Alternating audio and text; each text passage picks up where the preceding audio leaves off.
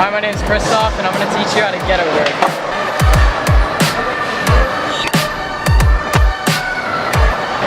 To do ghetto birds, you need to know how to do hard flips and backside flips.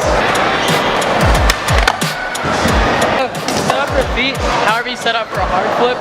This is my side setup. What you want to do, you go at it like you're doing a hard flip, and then you just twist your shoulders like a backside flip. And when you land, make sure your shoulders get turned like a back 180, and it'll revert. Do it.